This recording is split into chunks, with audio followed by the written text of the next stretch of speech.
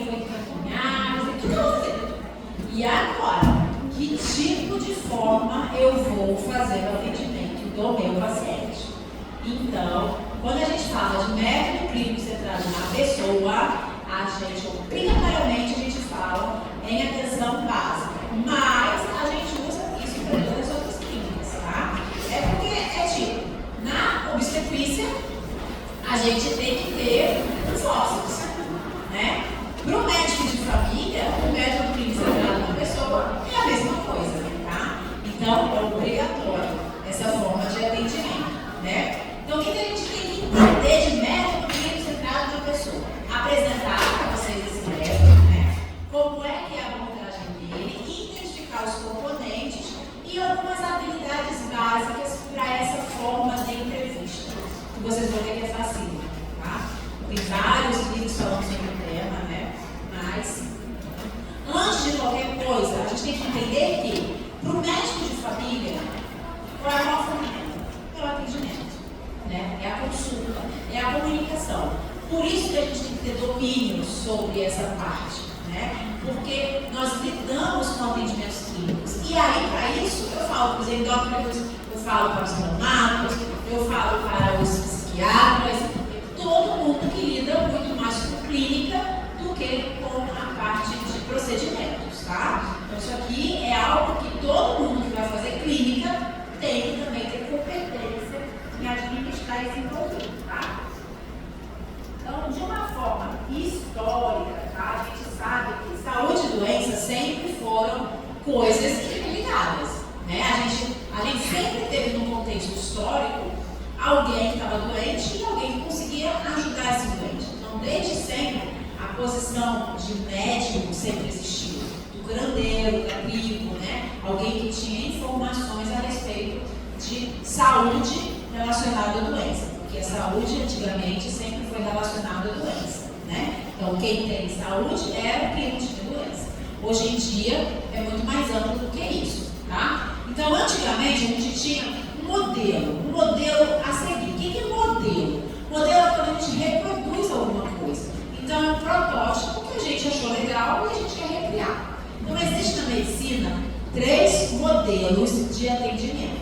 Então, a gente tem o modelo biomédico, a gente tem o modelo biopsicossocial e a gente tem o modelo centrado na pessoa. Tá? Então, são as 3 formas de atender o paciente. E aí, o que é o modelo? Recriar, né? Então, o modelo científico é o resultado do processo de você criar uma representação conceitual ou visual daquilo que você está querendo seguir. O modelo serve para tudo, tá, gente? Aí eu vou dizer para vocês até uma coisa mais ampla. Todo dia, no primeiro dia que os internos chegam, eu pergunto sempre para eles, né? E aí, o que vocês vão fazer? O que vocês querem fazer? Essa turma agora que está comigo, por exemplo, tem muita gente que quer anestesia. Anestesia. E aí, o que é aquela história? Imagina que uma pessoa que faz anestesia está numa droga no posto de saúde, né? Não tem nada a ver comigo. Eu ser anestesista. E aí eu falo para todos eles e continuo falando para vocês. Os modelos a serem seguidos, eles podem estar à nossa volta e a gente também percebendo. Na verdade, vocês são um grande quebra-cabeça que estão sendo formados por inúmeras pecinhas. Então, de cada pessoa, vocês podem captar uma pecinha. Então, vocês podem captar no zelador a forma como ele tem um olhar diferenciado para alguma coisa. Você pode captar no enfermeiro alguma outra forma de agir. Então, não se fixem, tá, a parâmetros, tipo aqueles negócios que o cavalo usa, né? Eu sou anestesista, eu só vou copiar os anestesistas. Às vezes não, às vezes a forma que o médico tal fala com o paciente, aquilo ele fez com que você, você é anestesista, mas eu gostei de como ele fala com o paciente. Então, assim, como é que eu vou falar com o meu paciente? Na pré-consulta ou na pós-consulta? Então, na pré-consulta, quando eu chegar, eu vou chegar dessa forma, né? Então, assim, não, estão na ginecologia e na obstetrícia, embarquem nela. Estão na medicina de família, embarquem, porque vai ser talvez a última vez que vocês embarquem nessas especialidades. Tirar um pouquinho de cada uma só vai trazer conhecimento, só vai aumentar a capacidade de vocês de conhecer alguma coisa. Quando a gente fica muito restrito, a gente fica limitado. E eu costumo dizer, assim, pensar, né, que pessoas limitadas são pessoas burras.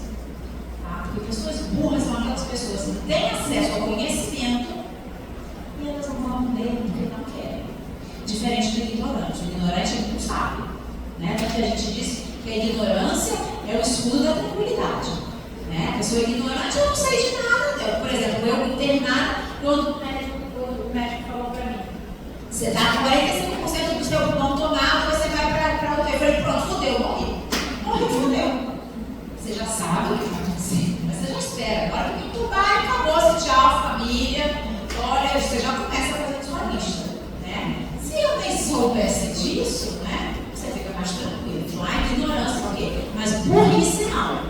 Então, quando você chega num local e vocês se negam a captar conhecimento, vocês estão sendo burros, né? Você está negando o seu cérebro de ampliar conhecimentos que às vezes você vai usar e não sabe nem no que, né? Então, antigamente a gente tinha aquele modelo biomédico tradicional, né? Onde a gente tinha um médico, onde a gente tinha um paciente. A gente tem que entender que esses modelos, principalmente hoje em dia, eles podem e são utilizados concomitantemente. Então, a gente tem hoje em dia métodos do curandeiro, método biomédico, método baseado em medicina de família, biopsicossocial, todos atuam ao mesmo tempo, tá? Não é uma geração, acabou, agora entrou esse, acabou, agora entrou esse, tá bom? Então, entendo que cai muito na prova isso.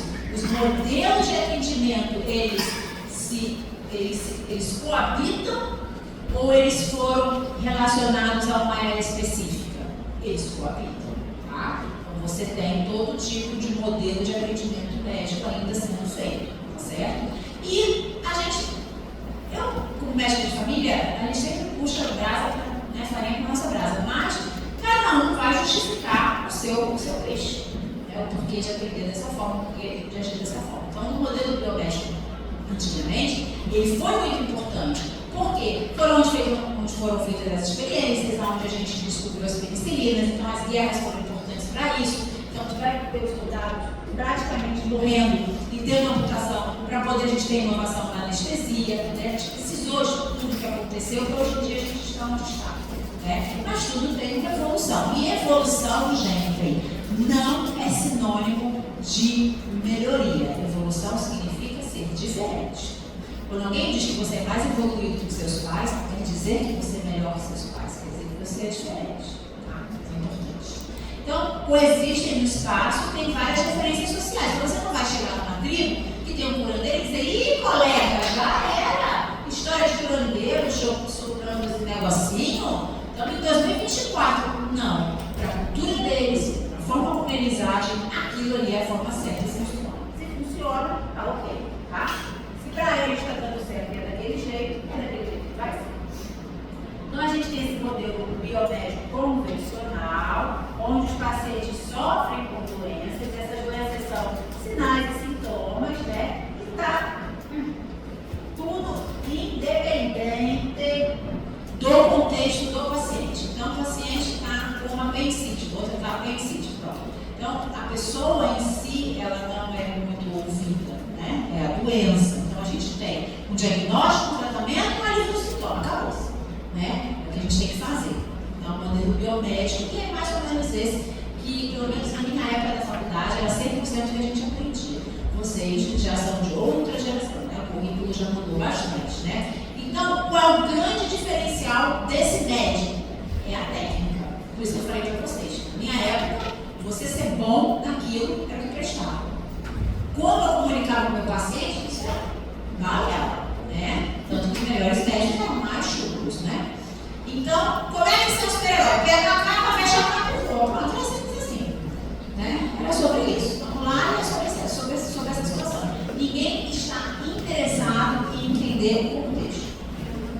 E aí veio o modelo biopsicossocial. Aí esse tal desse Michael Balin, de 1952, o que ele começou a fazer? Ele começou a fazer os atendimentos nessa junção com esse monte de gente, ele começou a conversar, né? E aí ele começou a entender que o médico era o primeiro medicamento do paciente. Ele começou a entender nessas rodas que a forma como ele falava e agia mudava o tratamento de muitas daquelas pessoas. E ele começou a entender, poxa, eu acho que o que eu falo é importante.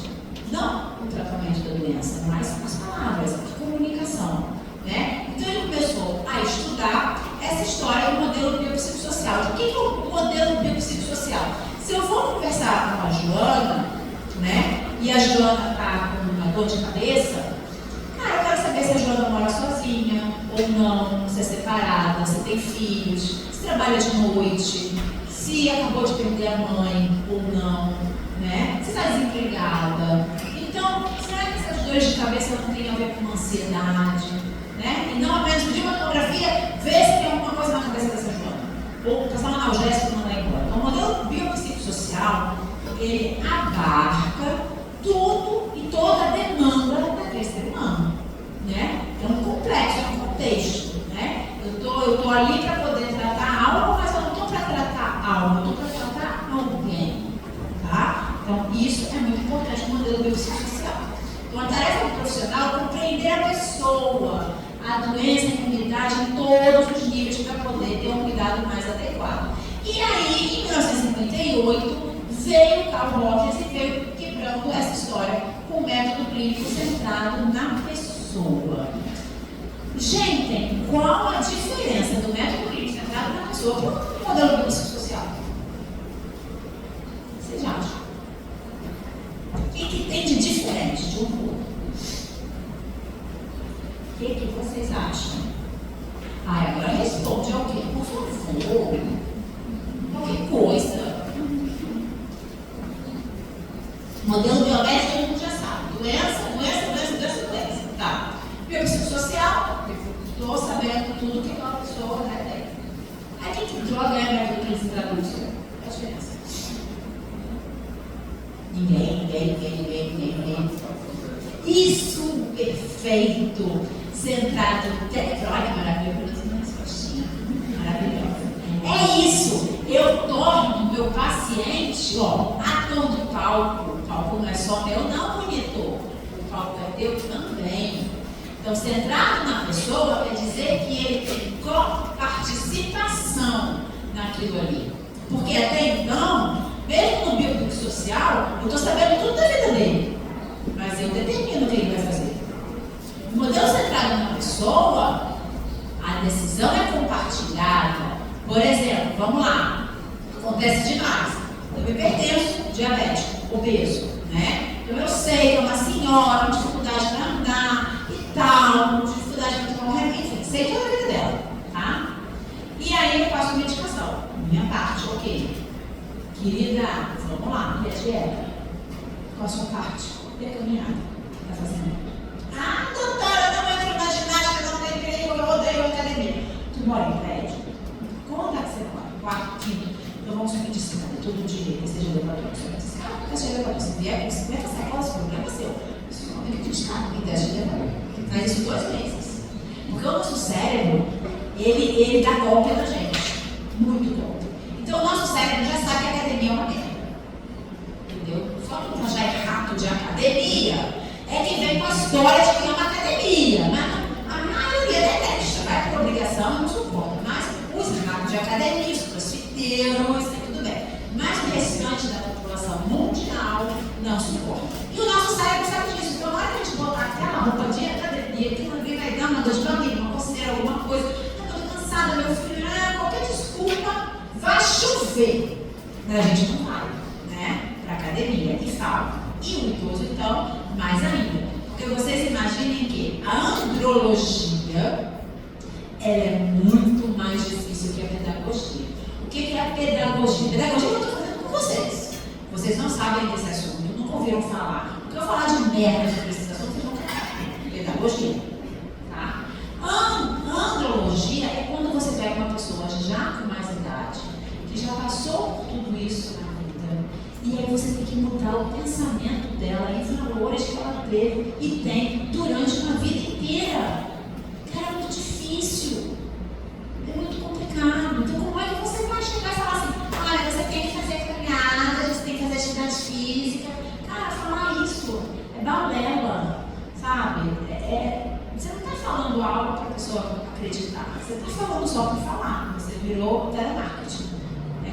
Telemarketing é isso. Então, quando você fala, vamos fazer o seguinte, vamos subir de escada, vamos descer de elevador, faz isso 2 meses. Durante 2 meses, o cérebro vai começar a entender que subir de escada é uma atividade física, entendeu? E rolou. Quando você for para a academia, o seu cérebro ele já não está mais tão resistente aquilo que para você era endemonizado. Então tudo é aos poucos. Quantos pães a senhora come de manhã? São 5 carioquinhas, 3 carioquinhas? Então vamos lá. Em vez de 3, eu vou comer 2. Dia sim, dia não. Um dia eu comi 3, outro comi 2. Um dia eu comi 3, outro comi 2. Hoje em dia, por isso que Narcóticos Anônimos e Alcoólicos Anônimos é falido, né? É uma aposta. Totalmente cortado da face da terra. Porque não existe a terapia do radical.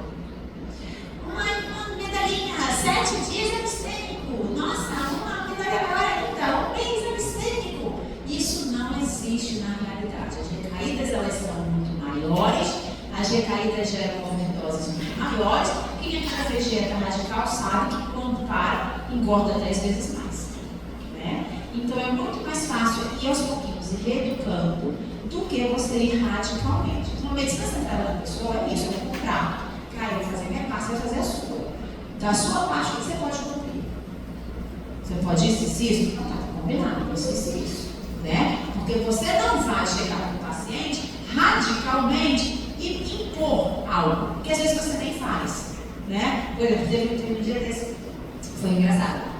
A paciente estava com cândida, né? Aí a interna falou: não, professora, porque tem tratamento e tal, tem um banho de asseio, né? Que a pessoa pode fazer e tal. Aí eu olhei para ela assim: cara, na real, assim, você faz. Você pegaria uma bacia, sentaria no box no seu banheiro, se a porcaria, mas 10 minutos daquela desgraça fazendo banho de assento? Ah, gente, eu não. Eu pelo menos não. Então eu não iria nunca. Ela começou a rir com a doutora, eu nunca falei: pois é, mulher, cara, não faça alguém fazer algo que nem você acredita. Se você não acredita, não é por verdade. Se não é por verdade, não fale. Entendeu? Não fale. Fale só até onde você sabe. Porque senão o paciente não vai acreditar em você. Entendeu? Então, para mim, banho de assento, nem eu faria uma desgraça dessa. Então, pelo amor de Deus, é igual criança tópica. Criança tópica não vai para aniversário, não come brigadeiro, não come nada. Sabe? Vive clausurado com aquela porcaria daquela marmitinha horrorosa que a mãe faz. Gente, aquilo aí vai criar um adolescente, um jovem, de trauma psicológico, porque ele comer uma desgraça do brigadeirozinho. Eu falo para a mãe: olha só, deixa ele ir para o aniversário, deixa ele comer. Você já tem ali um antialérgico, você já tem um corticoide, chega em casa, passa, entendeu? Você sabe como tratar, entendeu? Mas deixa a criança ser feliz um pouquinho. Não é que ela vai comer brigadeiro todo dia, mas todo mundo vai chega no aniversário, vai ter uma bolha, né? A gente tem que usar o bom senso. Então, a medicina centrada da pessoa é isso, né? É você entender esse paradoxo de que quando eu me aceito como eu sou, é quando eu começo a mudar. Porque quando eu sou doente, porque você tem que me tratar, a culpa é do médico. Eu tomo diazepam porque o doutor passou. O doutor passou diazepam e tá todo mundo. Eu tô tomando porque o doutor passou. Não, filhinha, você está tomando porque também você quer. Tem um psiquiatra que eu amo, que ele fala uma frase assim: cada um é seu próprio alquimista. Essa frase é máxima. Cada um é seu próprio alquimista. Então, no dia que você estiver com mais dor, você vai tomar mais remédio. No dia que você estiver com menos, você vai tomar menos. Você tem que ter raciocínio lógico para isso. Claro, você não vai falar isso para todo paciente, né? Mas você, como médico, como paciente, como ser humano, você também tem que pensar nisso, né? Para você passar essa segurança para o paciente, né? Então, eu só vou mudar se eu me ver como tal. Tem uma baleia desse tamanho. Ai, doutor, eu não como nada. Eu falei: vamos lá. Ai, doutor, eu não janto, eu não emagreço. É porque só aquele espelhinho laranjinha pequenininho em casa, né? Só pode. Né? Se enxergue, né? Começa a anotar o que você come. Na hora que você anota, você vê, olha só o que eu comi. Cara, eu botei manteiga, eu botei não sei o quê. Entendeu? Cada ser humano é responsável por si próprio, sua vida. Cada piano é seu. Na hora que você vai pro túmulo, é sozinho. Você não está carregando o túmulo de mais ninguém. Então, quando você fala com o paciente, é sobre isso, tá? Então, você tem que ter um modelo biopsicossocial, mas centrado na pessoa. Outro exemplo, criança obesa. Aí a mãe chega no consultório: ai, você está muito gorda, esse menino é gigante, doutor, esse menino não come nada, porcaria. E a mãe reclama com o menino, né? Você só com besteira. Aí a primeira coisa que eu falo: ele trabalha.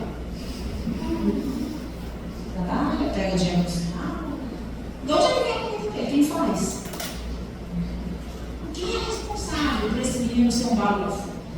Você, minha filha. É você, minha filha. Vamos lá. Vamos lá. Não é não, sério, gente. Não é sério. Então, assim, em vez de encher a casa de chinitos, bora comprar uma gelatina e encher a geladeira de gelatina para fazer aquela fome maldita, aquele menino pegar uma gelatina e tá comendo tudo ali, bora fazer salada de fruta. Entendeu? Porque tem aquela hora daquela fome louca que você quer uma coisa rápida, né? Mas não adianta estar dando lanche de coxinha para criança, dizendo que a criança não para de comer. Gente, eu na minha infância eu era desse tamanho, mas também todo santo dia com um cheeseburger. Você não sabe onde ela estava. Quando batia no recreio, eu era muito com ele. Eu queria ser a primeira da cantina para comprar um cheeseburger, comer o cheeseburger e não ter de brincar. Eu era uma criança deste tamanho. Culpa minha também, que eu adorava. Mas, né? Eu era criança deixa. Mas do meu pai, que dava dinheiro todo dia para comprar cheeseburger. Não era não? Se ele falasse, não, minha filha, você vai comer com botar na lancheira. Eu não ia ficar desse jeito, né? Um pouquinho, mas ia roubar o cheeseburger lá. Né? Então a gente tem que entender quem é o ator da peça. Né? Então, no método clínico sanitário da pessoa, você coloca em prática a realidade. Você traz o paciente para cima do palco. Tá? Você faz com que o paciente te ajude no diagnóstico. Então, você tem uma entrevista onde você capta muitas vezes a parte emocional do paciente, sem ele nem perceber que está passando isso para você. Você vai diminuir as queixas por uma má prática sua, você vai diminuir os encaminhamentos, os pedidos de exame, porque você está com segurança naquela pessoa como um todo, você está lendo ela como um todo, tá? Eu costumo dizer meio assim que a gente é meio CSI, sabe? Pelo menos eu sou CSI em KGB, a pessoa está entrando, eu já estou mapeando o todo da comunicação. E a gente pega muita gente nisso. Não quer dizer que a gente está pegando a pessoa na mentira, não. Quer dizer que a gente está querendo ajudar ela da melhor forma. Por exemplo, tem várias, o tempo inteiro, paciente idosa que chega dizendo que não consegue levantar os braços, que é uma ressonância, porque o ombro não levanta, aí o próprio interno vão fazer todos os movimentos. Não tem ativo nem passivo, não é nada, uma ressonância. Aí eu olho para ela, paciente, eu faço uma assim, no ombro dela. Você não vai só, não, vai com o esposo. Tá, seu esposo sabe que trabalha hoje com a senhora, sabe? Então a senhora veio para cá para o posto, já não tinha mais ninguém em casa, né? Não, tinha não. Quem botou o sutiã na senhora e fez esse cocô no cabelo?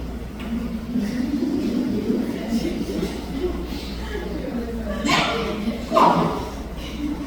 Entendeu? Então, tem coisas que a linguagem verbal está te mostrando, né? Tem dores que são na alma. E aí, quando você tem esse olhar mais aprofundado, você consegue entender. Por exemplo, um paciente de 15 anos, um menino, um dia desses, chegou no consultório, 15 anos, foi pro posto, 7 horas da manhã, porque estava querendo tomar um omeprazol porque estava com gastrite. Algum de vocês aqui com 15 anos já foi pro médico sozinho? Por que isso? Sério. Aí só sabe que tem médico quando a mãe empurra, né? Ou fica velho. Cara, um menino de 15 anos que vai no posto de saúde, ele está pedindo socorro pelo remédio do estômago ou talvez por outro tipo de dor. Né? Porque quem faria um menino de 15 anos levantar cedo para ir procurar um médico para pedir um omeprazol? Né? Alguém de nós faria isso? Então a doença dele, o problema dele é que está no omeprazol, não está no estômago. O pedido de socorro dele está em outro campo que a gente está deixando passar. Será que talvez fosse pedido de socorro de um suicídio? De um abuso? Né? Então, na hora, você tem que estar atento para esse tipo de situação. E aí, a medicina centrada na pessoa te dá isso, porque ela torna que você vem para cá. Vamos aqui, nós dois juntinhos conversar. Né?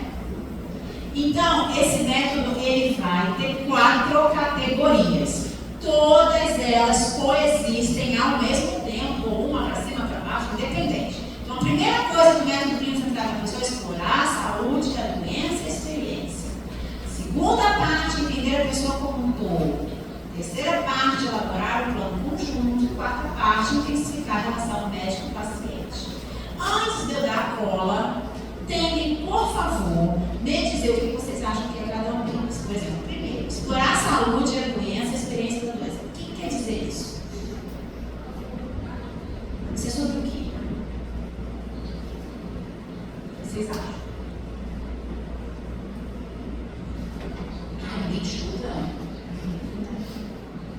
Explorar a saúde e a doença. É o seguinte. Eu tenho aqui o meu modelo psicossocial, meu modelo biomédico, tá? E aqui eu tenho toda a parte subjetiva do paciente. Explorar a pessoa como um todo vai ser necessário. É eu juntar o meu exame físico, os meus exames complementares e mais o que eu tenho subjetivo. Ou seja, a minha história clínica. Então, o número 1 da parte do método centrado na pessoa é o quê? A anamnese como um todo. É eu juntar a parte objetiva com a parte subjetiva e disso aqui eu vou precisar para poder explorar a doença como um todo. Eu só vou chegar nisso aqui se eu juntar as duas coisas. Não adianta eu ter uma consulta sem examinar. Não adianta eu ter uma consulta só examinando. Tá? Entenderam? Número 2, entender a pessoa como um todo. O que é isso? Quer dizer, entender como um todo. Vocês acham? Chutem, não é a interpretação de texto? Então, chutem. Tá aqui a dona Maria, que é a perguntinha.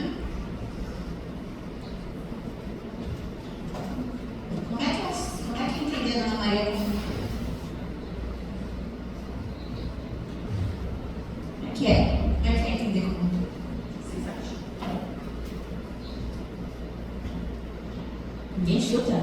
Entender como um todo é saber se ela é separada, se ela é casada, qual é a religião que ela tem, quantos filhos ela tem, ou seja, quem é a Dona Maria no mundo, quem é a Dona Maria da fila do pão, entendeu? Então, quem é a Dona Maria? É entender ela como um todo, é isso. Trabalha, não trabalha, quantos filhos, faz o quê? Trabalha de manhã, trabalha de noite, perdeu o pai e mãe agora, não foi assaltada, entendeu? Então, como um todo, é isso, tá? Eu saber quem é a Dona Maria na fila do pão. Elaborar um plano conjunto é o que a gente já falou. Eu vou, junto com o paciente, fazer algo que seja bom para nós dois, né? Intensificar a relação médico-paciente na comunicação. Ser honesto, ser verdadeiro. Desses 4, qual é o mais importante? E aí vem a prova.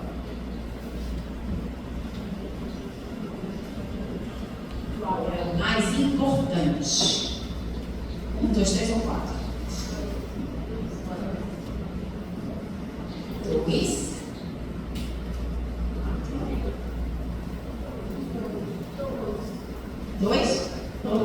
Não, tem mais. Não é todos. Tem um que é mais. 1, 2, 3 ou 4. Qual é o mais importante deles? Intensificar a relação mais paciente? Todo mundo? Todo mundo é? Vamos lá. O paciente saiu de casa para quê? Para resolver o problema. E o médico está lá para quê? Para resolver o problema dele. Então, qual é o mais importante? O 3. Por quê?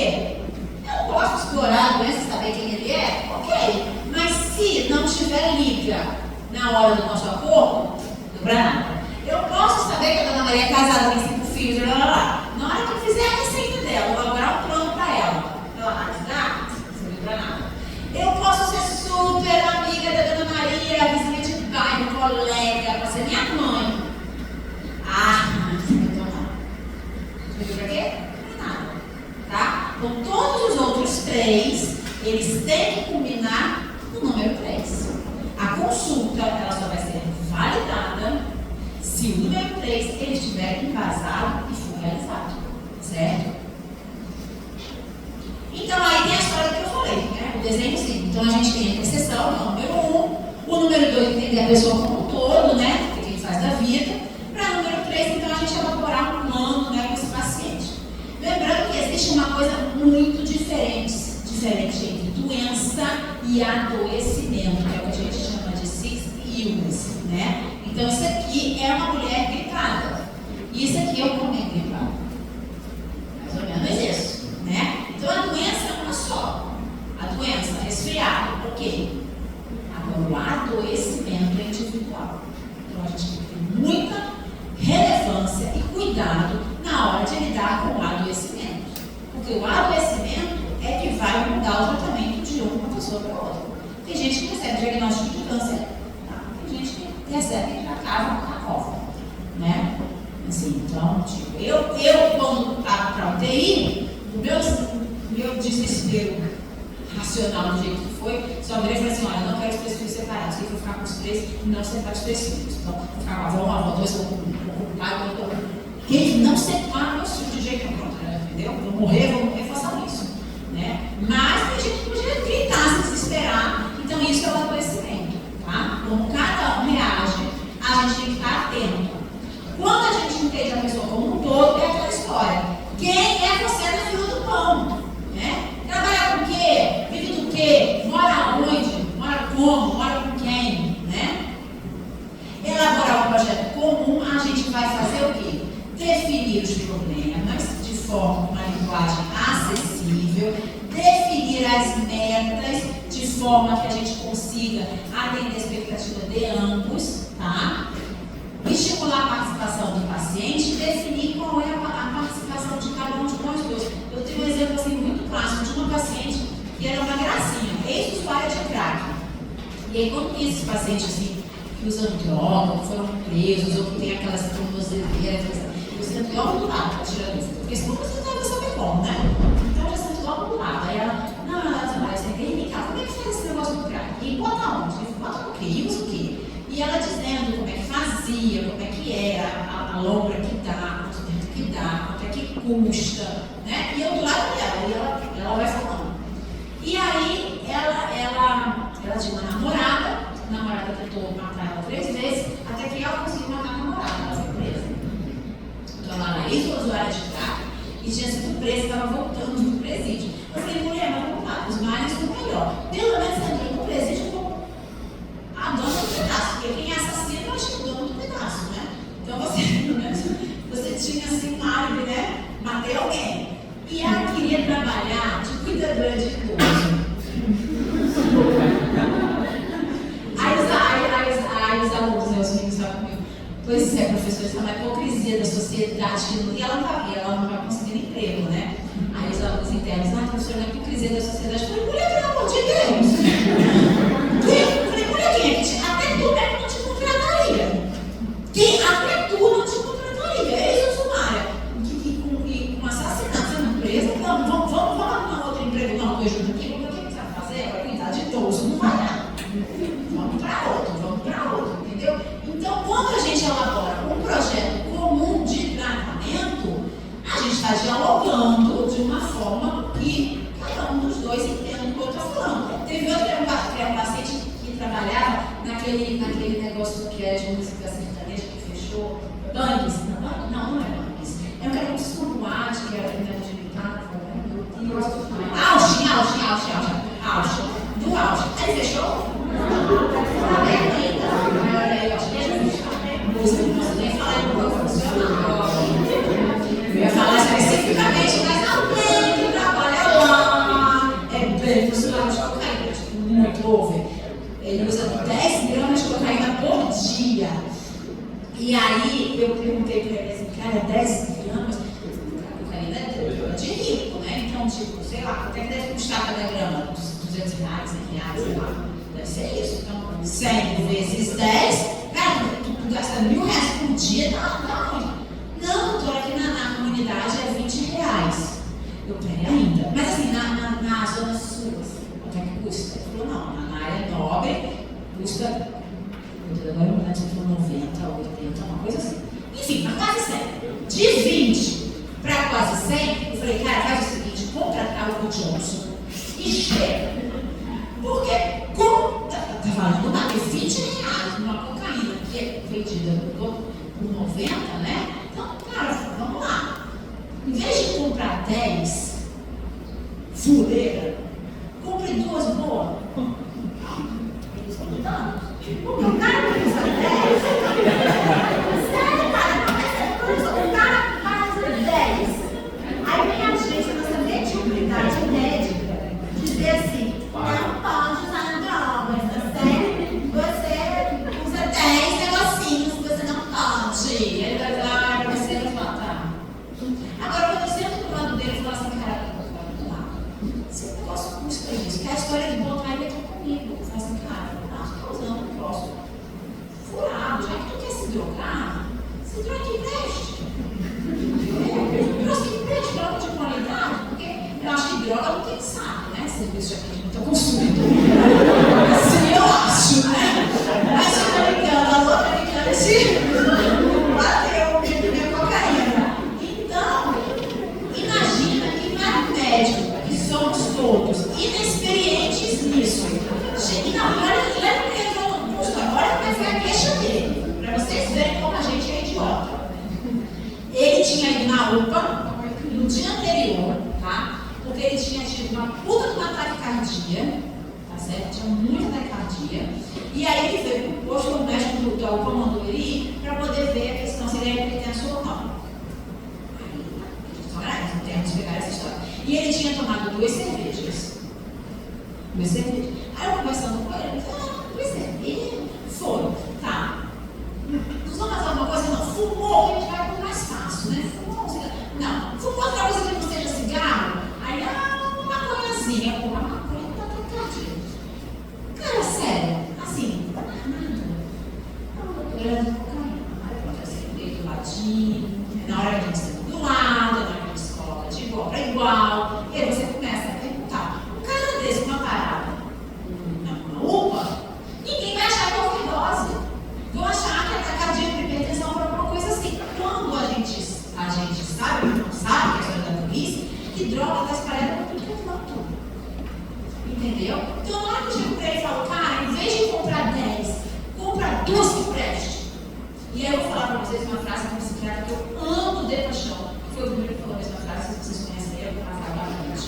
Ele é assim, amo pra vida.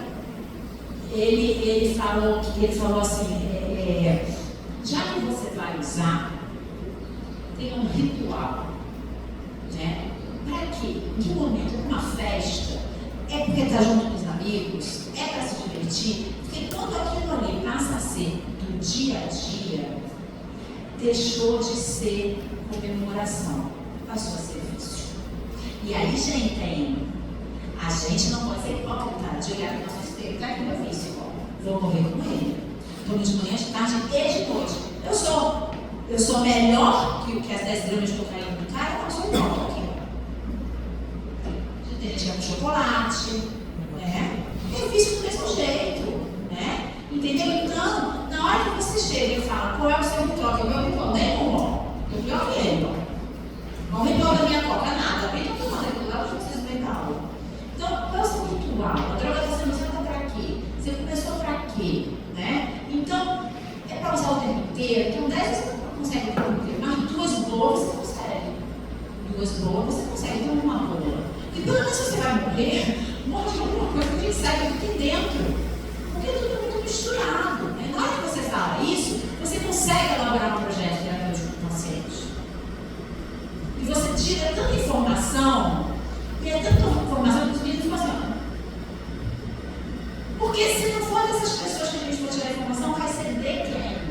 Teve uma vez que eu estava sentindo que conversando com o cara da brasileira. Perguntei tudo, como é que fica roxa, vermelha, amarela, onde é que carrega, como é que tira. Como é que a gente vai perguntar? Não é não? Então é importantíssimo entender isso, né? Como é que a gente intensifica, então, o laço com o paciente? Sendo realista, gente, sendo verdadeiro. Não faça o que você não faz. Não sejam a hipocrisia do mundo, do que muitos são, né? Então, façam uma terapia de redução de riscos, de redução de danos. Por isso que eu falo que o AR e o MA, eles estão falidos. Porque não são reais. Tem que viver na realidade. Então, vamos lá, o que dá para fazer? Vamos ver o que a gente pode. Cara, 10 não dá, 8 não dá, 7, então vamos lá. Daqui a 2 meses para voltar vai ter os argumentos. Nossa, esse cara agora, mas eu vi um pouquinho. Bem pouquinho. E a gente boa pra caceta. Não fala quem é, para vocês frequentam. Mas a gente boa demais. E ele chegou lá pedindo, falando do coração, mas depois pedindo socorro. Doutora, cara, é muita coisa. É muito pó. Eu falei, cara, sei lá, eu vou jogar uma lata de leitinho na cara. Não dá para entender, né? Compaixão. Compaixão é uma coisa, empatia empatia. Todo mundo sabe que empatia é se colocar no lugar do outro. O que compartilhar empatia? Caiu na prova da Unicamp.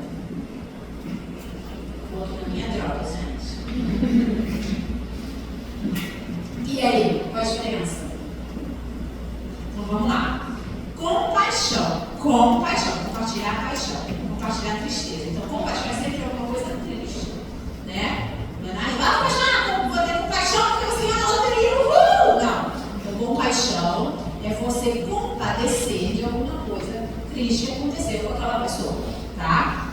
Então, vamos lá. Seu filho chegou da escola mega triste porque tirou 4. Tirou nota 4. O que você tem? Fica triste. Poxa, mamãe, estudei, tirei 4. Você tem compaixão. Você compartilha os sentimentos de tristeza. Agora, a criatura tirou 4. Tô nem aí. Tô nem aí. Você vai compaixão. Você tem compaixão. Você vai ter uma tristeza. É um sentimento de tristeza que você vai ter para compartilhar? Não. Tá? Então, entenda que compaixão é tristeza. Compaixão você compartilha. Bom, então, compaixão, ele é, a gente define como substantivo. Tá? É um substantivo, compaixão. Empatia é uma ação. Empatia não quer dizer se colocar no lugar do outro. Quando se coloca no lugar do outro, é uma ação. Quando é que você se colocaria? Normalmente, às vezes até com coisas que você não faria. Por exemplo, o cara foi na padaria e roubou o pão. Ele estava morrendo de fome. Mas ele roubou e ele, sei lá, derrubou tudo, quebrou tudo e saiu voado. Eu tive compaixão por ele? Não. Mas eu tive empatia. Por quê? Mesmo ele estando errado, fez algo errado, eu me coloquei no lugar dele, eu entendo que ele roubou porque estava com fome. É uma ação. Eu me colocar naquele lugar. Tá? Compaixão, não. É um sentimento. Tá bom? Então cai muito nisso. Tá? E com isso você consegue entender o seu paciente e administrar. Quando é que você vai ter compaixão? Quando é que você vai ter empatia? Quando é que você vai ser feito de palhaço? Porque o paciente quer fazer de palhaço. Né? E aí você tem que estar atento a isso. E principalmente ser realista. O médico tem que ser realista, tá? Então, um resumo desses 4. O que é ser realista? Tem um remédio, não tem. Sua consulta não vai ser para agora, vai ser para depois. Olha, o remédio custa caro, dá para comprar? O remédio é esse, dá para fazer? Então, realista com tudo. Realista com time. Time, não é time de time, é time. Time da situação, de conseguir lidar com aquilo ali. Por exemplo, o barco está deslanchando. Semana passada, o paciente, o menino no atendimento, quando eu entro na sala, está lá o homem lá, Deus, seja louvor, e os meninos, tem uma fila imensa de paciente para atender. E estava lá o pastor lá, eu falei, minha cara, eu falei, vamos pastor lá fora, eu falei, vamos lá. Olha que tem uma fila imensa, vai pastorar a minha fila, tá ali, vamos lá fazer o seu sermão ali na fila. Porque ela vai ocupar um espaço de outro paciente que ia entrar. Então é tipo, você se tocar, que aquilo ali não está legal. Tá? Então, mitos de que esse tipo de atendimento funciona mais tempo, mito de que o foco vai ser nas questões psicossociais e não da doença, isso é um mito, tá? Mito que vai exigir que a demanda das pessoas sejam todas atendidas, de jeito nenhum. Todas as decisões devem ser compartilhadas, muitas não. Muitas você guarda, porque aquele paciente que não está aguentando nada, suportar aquela notícia. Com coisas que você vai repetir um pouquinho, para depois você colher. Então você vai falar para outro parente, né, para o cuidador, né? Então, esses são mitos, tá? Do atendimento centrado na pessoa. Abordagem rígida nesse padrão. Não precisa ser rígida. Pode ser um momento em que eu tenho que atender no modelo biomédico mesmo. É um paciente que eu tenho que logo examinar, não dá para conversar muito, porque ele está morrendo de infarto. Aí o cara está infartando, eu vou, o senhor trabalha em quê? O senhor é pedreiro, o senhor é casado? O senhor tem quantos filhos? Pelo amor de Deus, né? Então, é a história de cada modelo vai servir para o momento certo, tá? Entenderam? Eu respondo.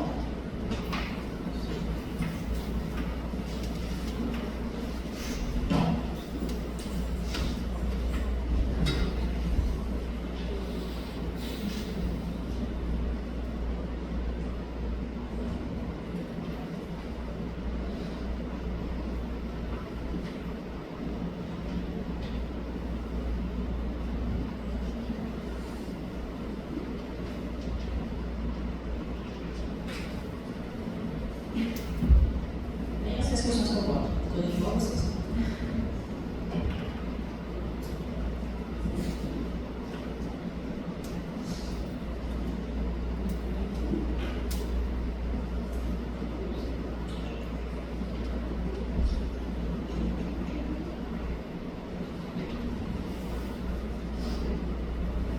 E aí?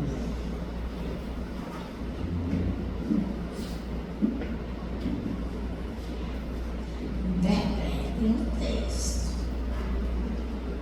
Seja de português de vocês. Não dirigir.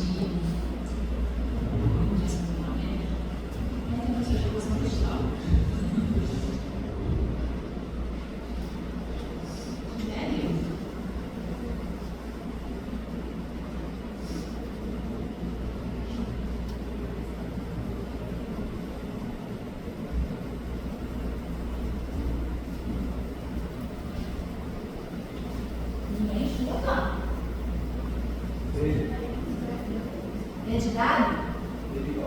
B de bola? B de bola? Muito bem! Então, vocês entendam o quê? O médico está lá no cargobó de Judas da baixa da égua, entendeu? Como é que ele vai encher o cara de exame?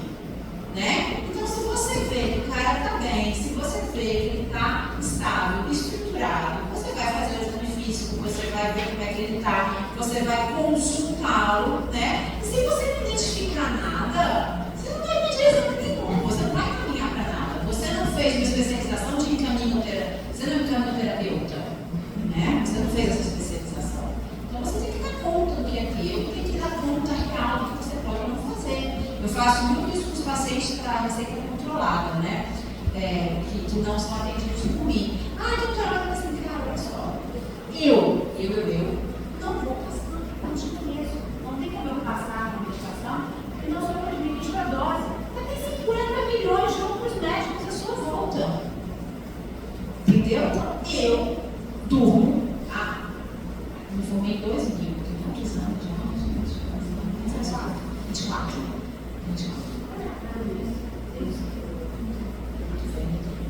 Tem 24 anos que eu durmo com a cabeça mais tranquila no travesseiro. Eu nunca tive um processo, eu nunca tive uma denúncia, eu nunca tive nada. Tipo, 0,0. Juro por Deus. Entendeu? Por quê? Porque eu sou realista, vou falar a verdade, eu vou orientar da forma certa. Então, eu não vou passar no diazepam se eu não te conheço. Então, sei que você é. Tem tantos outros aí, cara. Segue sua vida, me deixa em paz. Né? Então, não façam o que vocês não concordam. Tá? Não. Não sei, por exemplo, às vezes acontece, né? Não.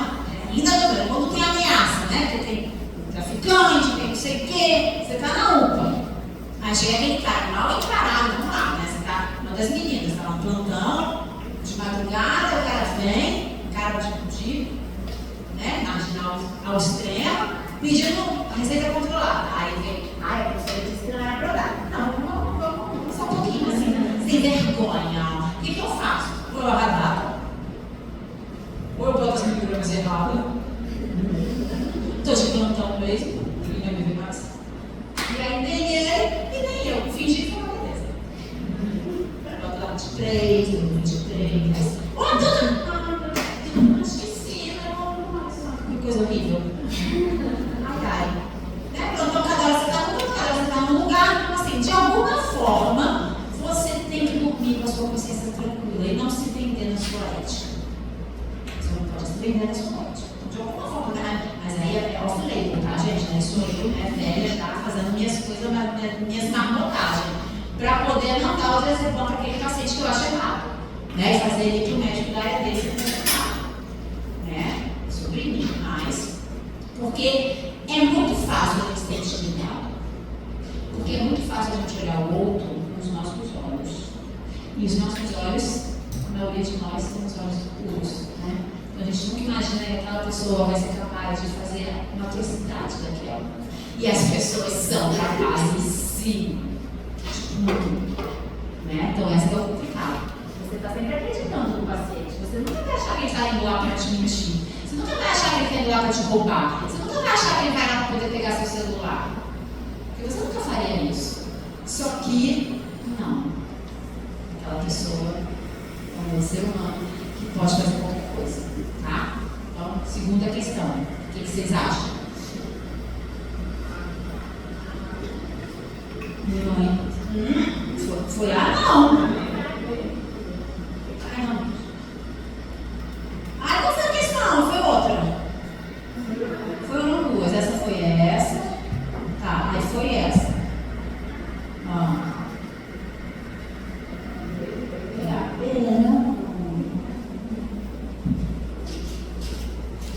Avaliação de causas secundárias de obesidade, visto que é uma das funções mais comuns da avaliação infantil. Você vai só aconselhar, né? Criança, vamos ter que fazer uns exames também, né? Considerando que sobrepeso e obesidade. Considerando que sobrepeso e obesidade são associadas a hipertensão sistêmica, doenças cardíacas, diabetes, considerando que a obesidade infantil tem aumentado de forma acelerada, considerando que crianças obesas tendem a se formar adultos obesos, o que você faz para essa criança? Você vai só aconselhar? Você vai avaliar, visto que tem muita criança, né, que fica nessa população adulta como obesidade. Por que isso? E não só fazer o aconselhamento e orientação.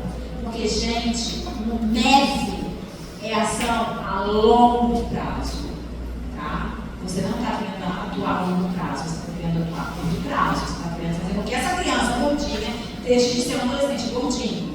A MEV são anos e anos e anos e anos e anos. Tipo, minha Coca-Cola, vou morrer com ela. Não tem MEV que me faça parar. Isso. Então, se alguém fosse querer largar minha Coca-Cola, ande anos. Né? E é isso que a gente tem que